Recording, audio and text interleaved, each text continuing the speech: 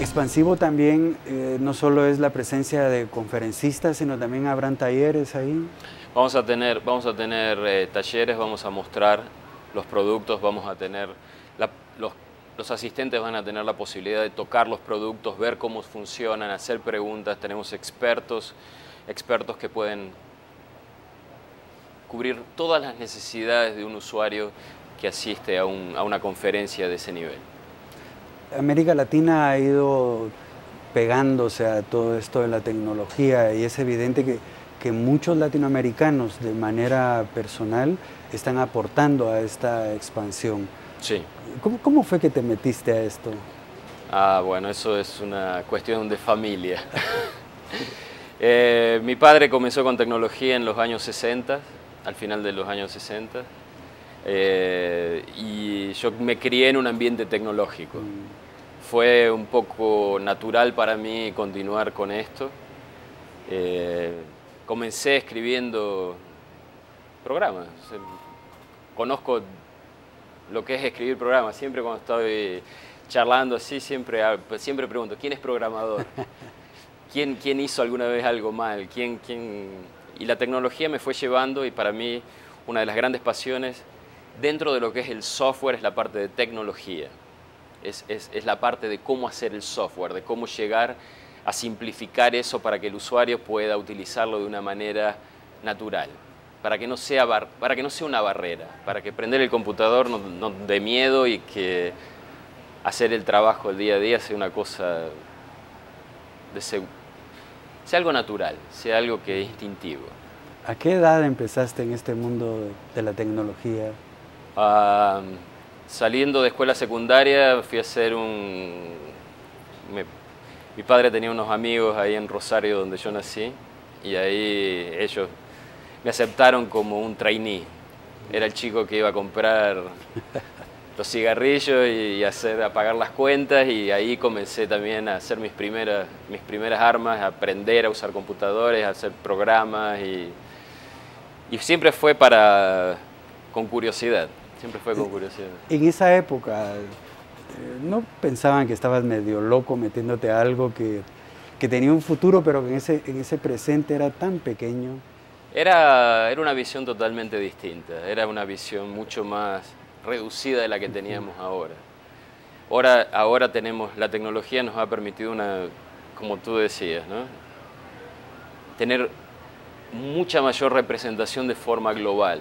En ese entonces, para mí, el mundo era mucho más pequeño, era mucho más reducido. Y sí, la mayoría de mis compañeros de escuela optaron por otras disciplinas, o ingenieros electrónicos, o eléctricos, y yo me fui por el lado del software. ¿Qué cambió para la humanidad con la tecnología? Yo creo que la tecnología en este momento nos posibilita tener un contacto directo con lo que está pasando, sucediendo alrededor del mundo de una forma que antes no era posible. Antes la información viajaba a una velocidad mucho más lenta, y el contenido que se podía enviar de un lugar para otro era mucho más reducido. Hoy con los anchos de banda que tenemos, con la tecnología, podemos pasar grandes volúmenes de información para ser consumidos y analizados.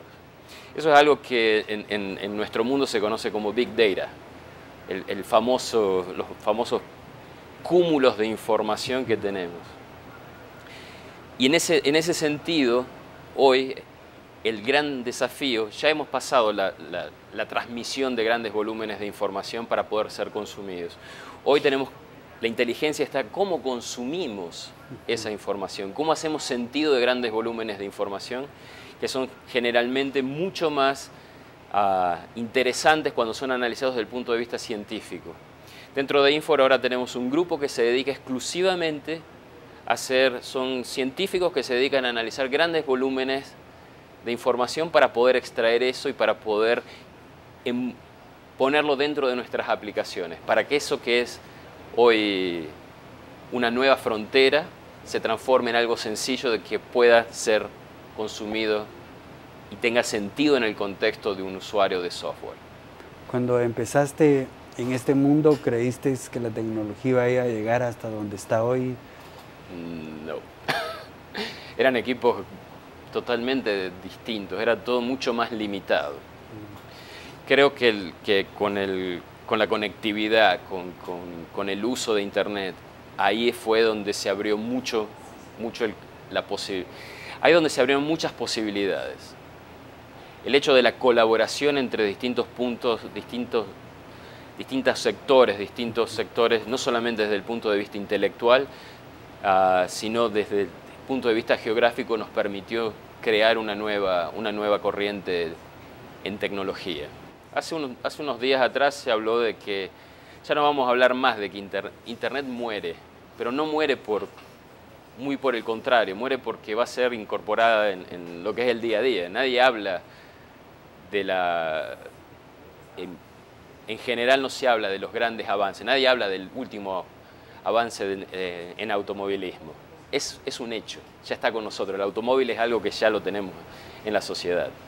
De ese tipo, en ese sentido vamos con la tecnología. La tecnología se incorpora dentro de nuestro día a día de una manera que se hace imperceptible. Bueno, muchas gracias por trasladarnos todos esos conocimientos. Creo que los guatemaltecos allá en casa aprendieron mucho esta noche. Los invitamos a que vayan a Expansivo a aprender aún más para poder saber cómo vemos todo este mundo de la tecnología. Muchísimas gracias por tenernos y los esperamos la semana que viene en Antigua.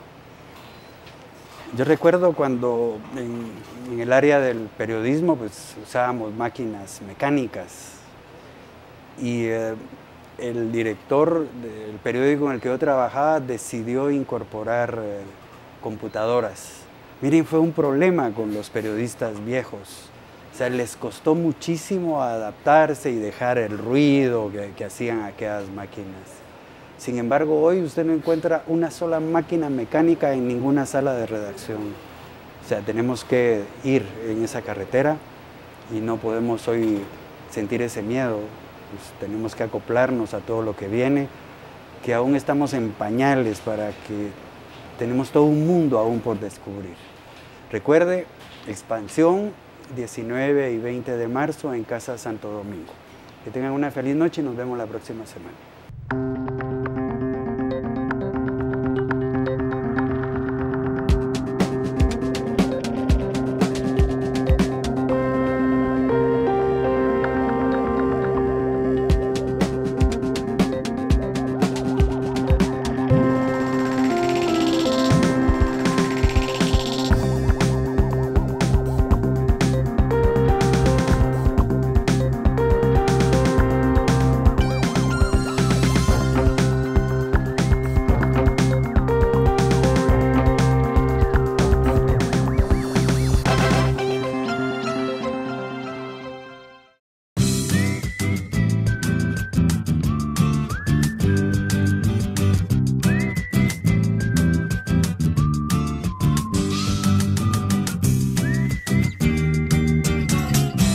Guatevisión.